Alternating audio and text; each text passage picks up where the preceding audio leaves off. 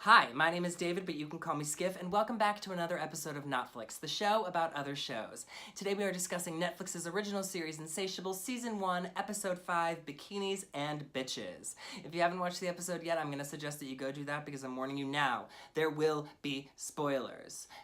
But if you have, sit back, relax, and enjoy the show.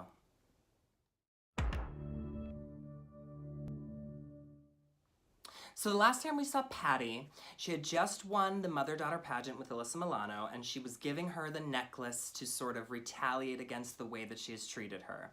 And Arden has been arrested for statutory rape.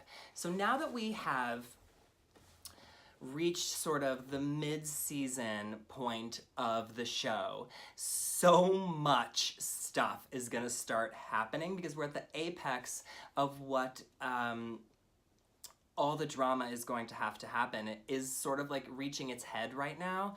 And, you know, they didn't disappoint. And a lot happened this week.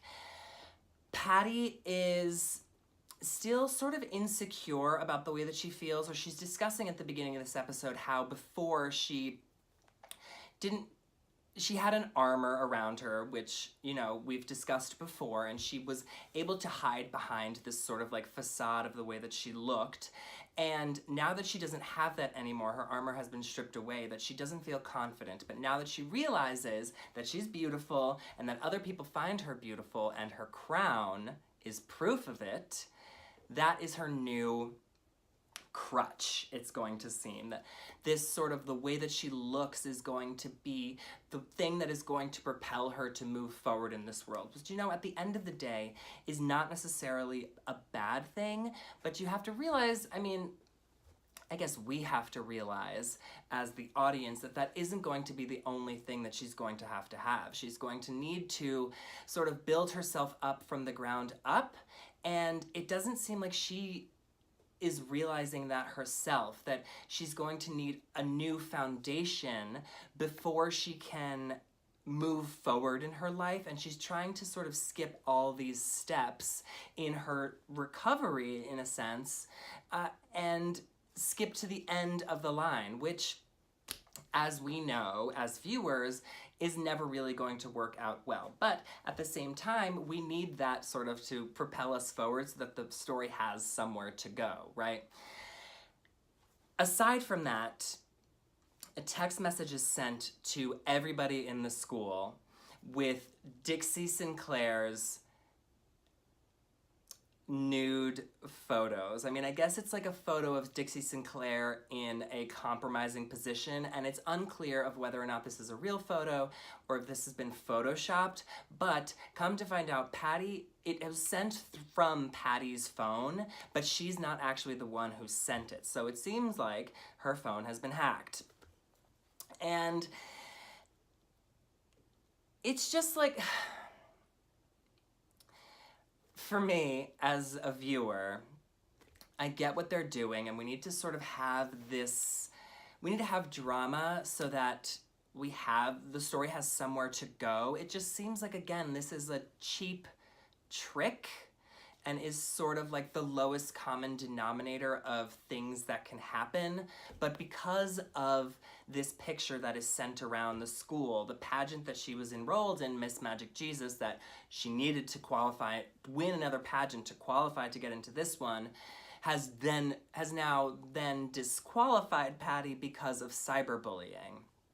Which, if I'm not mistaken, even if you are a minor and you are sending inappropriate photos to people in school, nude photos to be specific, of somebody else or even yourself, you can get arrested for distributing child pornography. And I feel like had she actually done this, or whoever actually did this, we will find out eventually in the rest of towards the end of the episode, but I feel like she also might have been arrested for this and not just kicked out of the pageant. But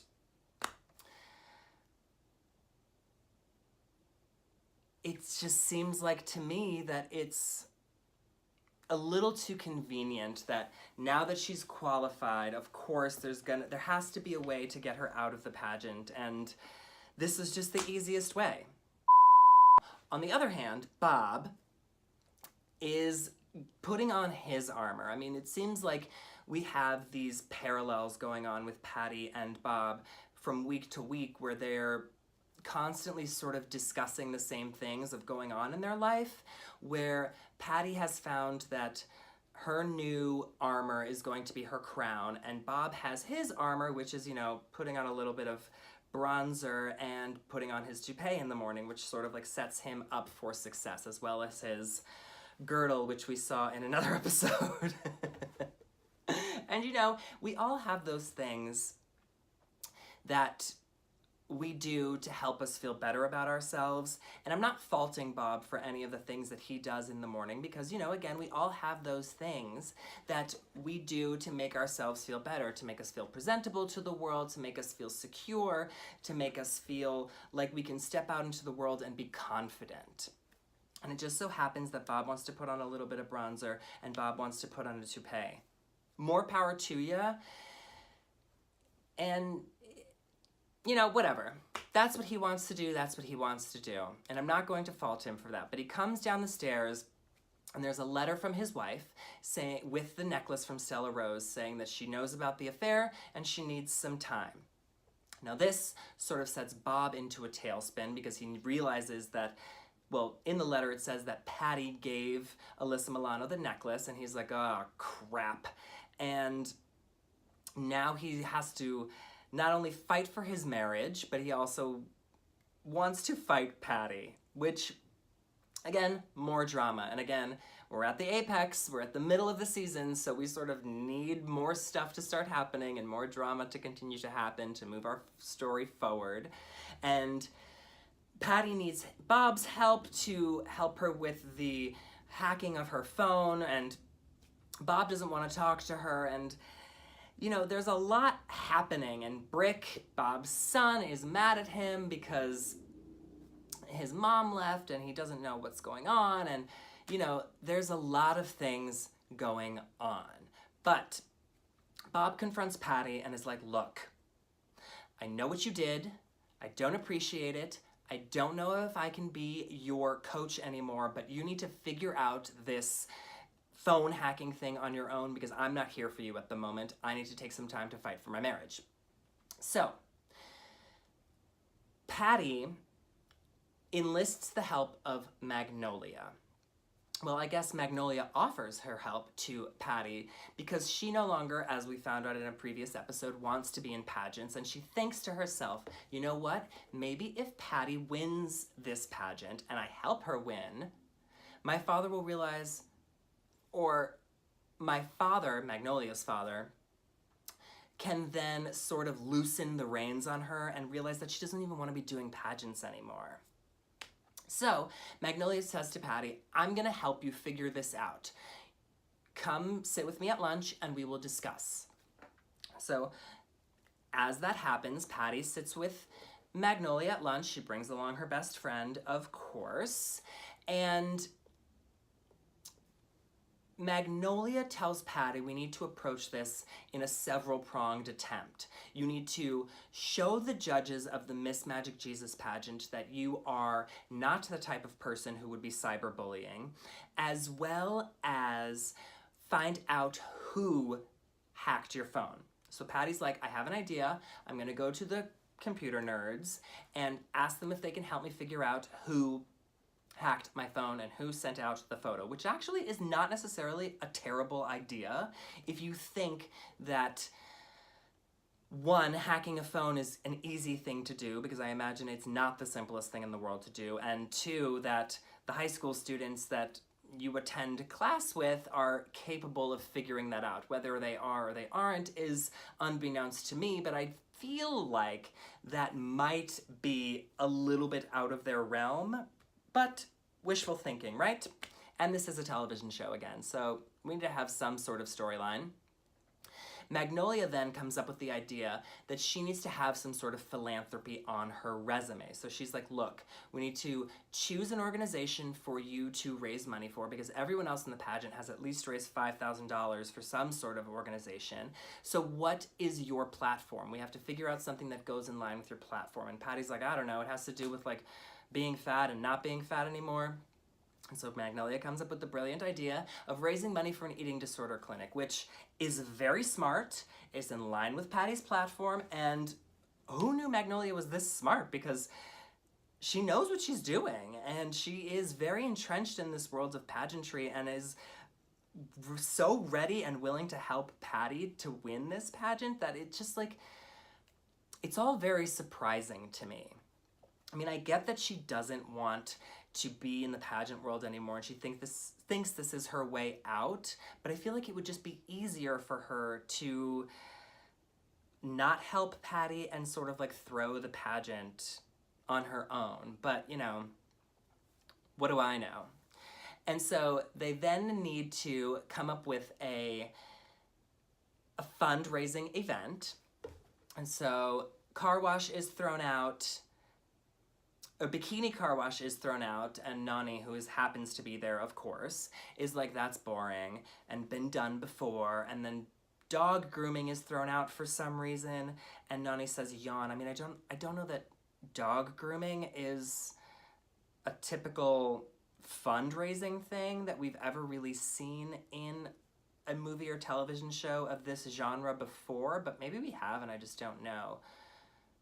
Or maybe it's something that people are actually doing to raise money, but I don't know that dog grooming or even car washes can be that lucrative, to be perfectly honest.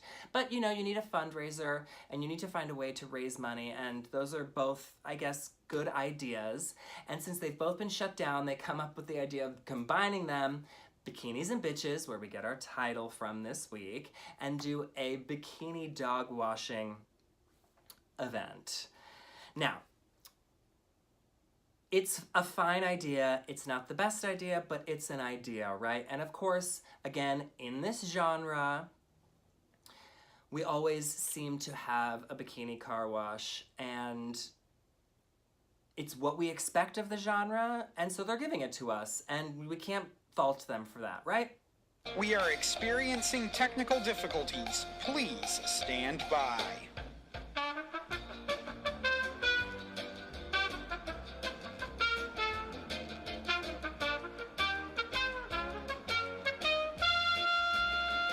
On the other hand of the story line that is going on this week, Bob is concerned with wanting to save his marriage, but at the same time, he finally has a new client who is Christian, the boy that I think we met him in the first episode, yes.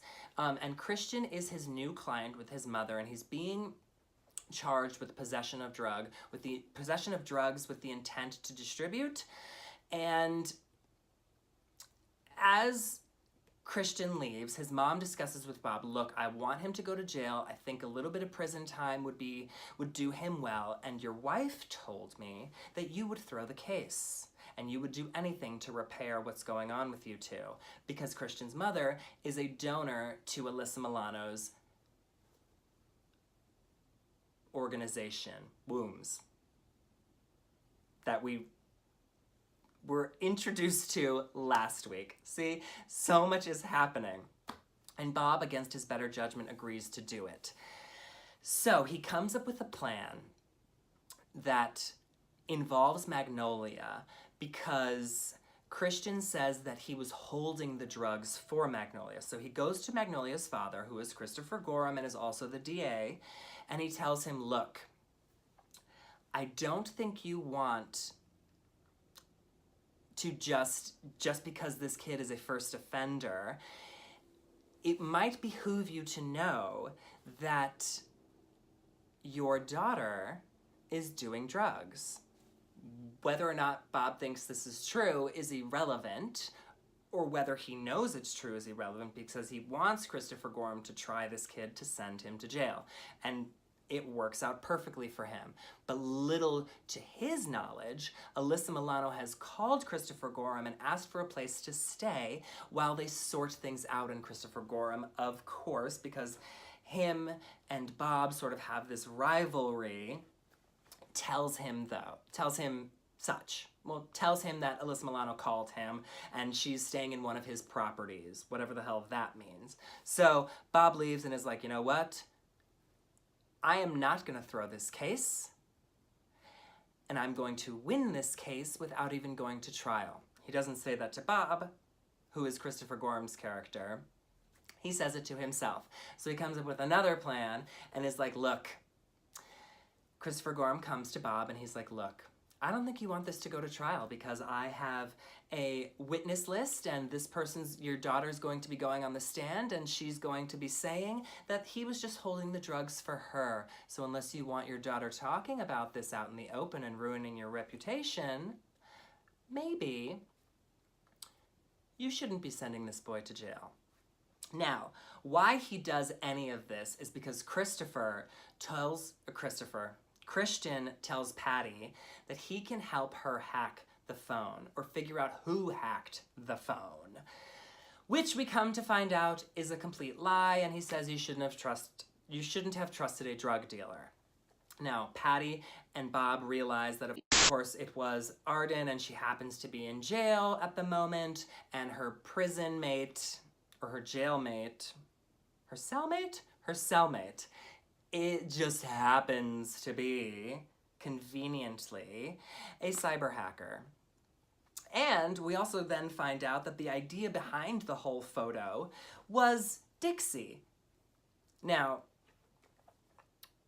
this family is very twisted, and it's just sort of wrapped in this sweet little package, and it is frightening to think that people like this exist, but I know that they do, where behind those smiles are very evil intentions.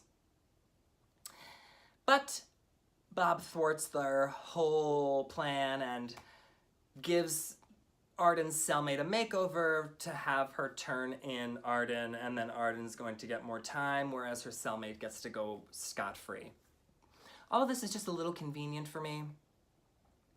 As far as a viewer, I wish it was just like a little bit more complicated. I don't know why, but I just wish there was like a little bit more effort put into these storylines, because they are just like a hair too simple for me, and they just seem to be too convenient, and everything just seems to be a little too obvious. Now, at the Bikinis and Bitches event, obviously Patti's not comfortable wearing a bikini, which we've seen earlier on in the episode, and she's starting to realize that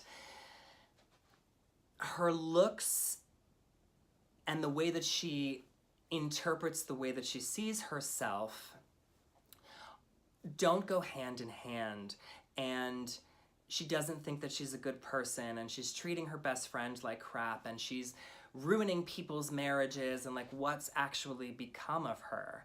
And she's starting to realize that like you can't just rely on your looks, and there needs to be more than just that there. You need to have some sort of substance. You also still need to be a good person. Just because you have lost weight and now people think you're beautiful doesn't mean that you can be a bad person.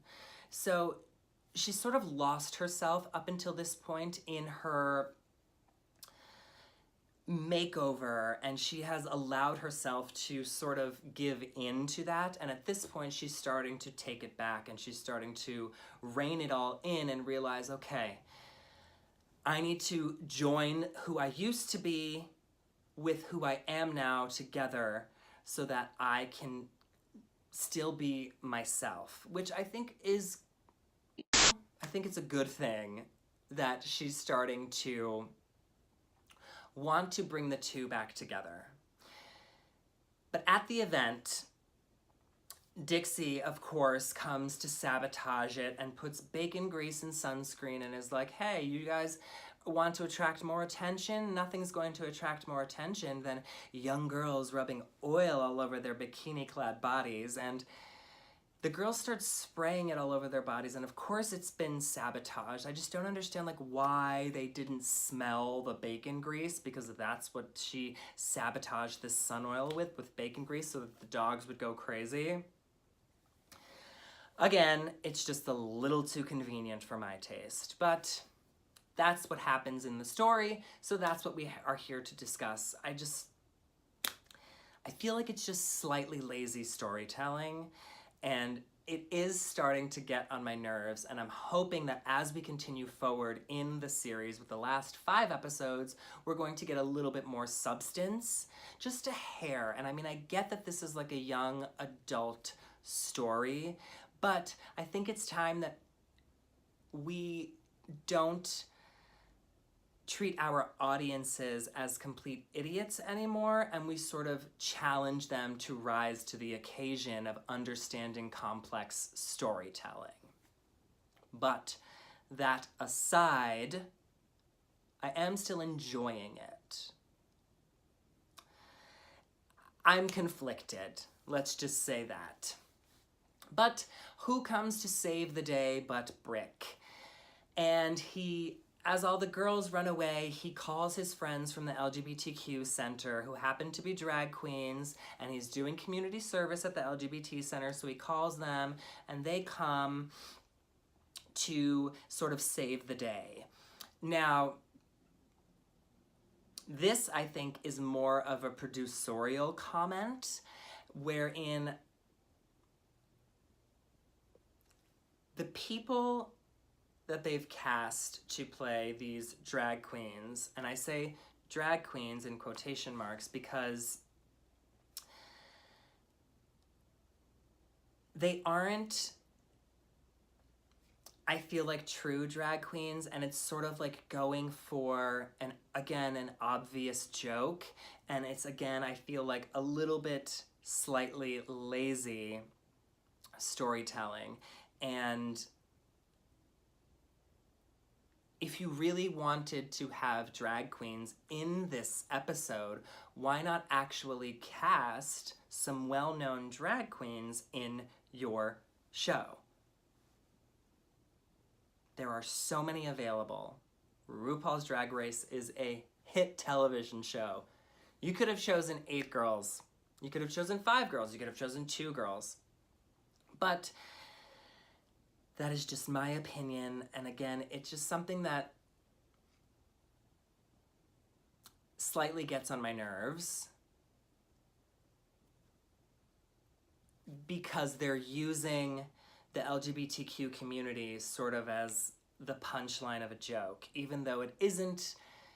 They're not there as a joke, and Patti even has a moment in the restroom with a trans girl who is having the same issues with being comfortable in her own skin and being comfortable in a bikini that Patti is having as well, being comfortable in her own skin and being comfortable in a bikini in public. And so they sort of like bond on that and then come out and like strutting like models, and then they're like, okay, I'm really uncomfortable, let's just cover up. It was a cute little moment, but it's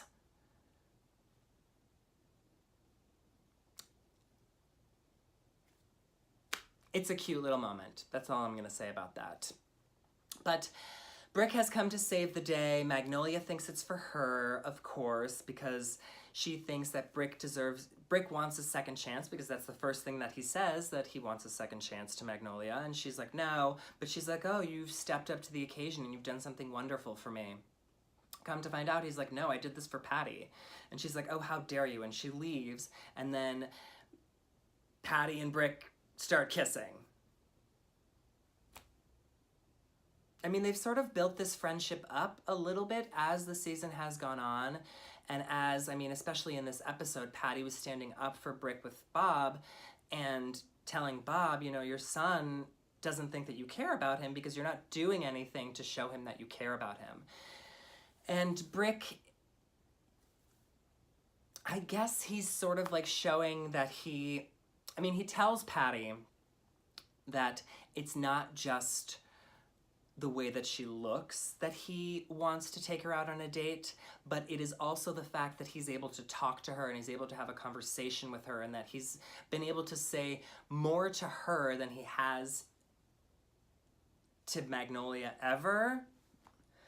And that's why he's attracted to her, because not only does he want to be friends with her and he wants to talk to her, but he also wants to kiss her, which I think at the end of the day is the foundation for a great relationship.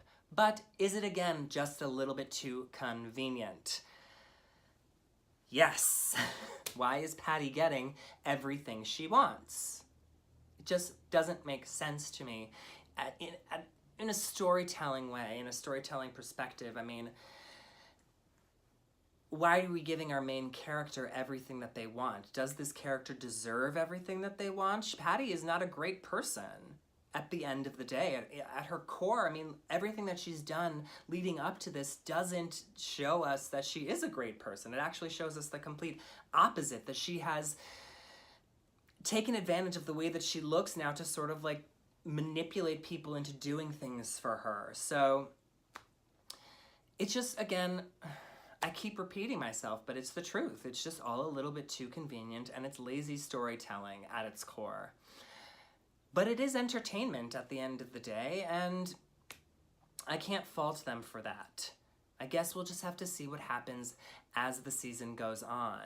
But the one good thing to come from this episode, I think, is the Nani storyline, where throughout the entire episode, Patti and Nani are being accused of being a couple, and this has sort of allowed the conversation to happen that's been needing to happen, obviously, throughout the entire season up until this point, that Nani is struggling with her sexuality. Whether or not she's gay or bisexual is unclear, but she has this conversation with one of the girls from the LGBTQ Center who has come to help out at the bikini dog washing fundraiser, and the girl sort of mirrors the same storyline that Nani has, wherein she says to her, this girl says to Nani, that she realized that she was gay, or that she was different, because she was obsessed with her best friend.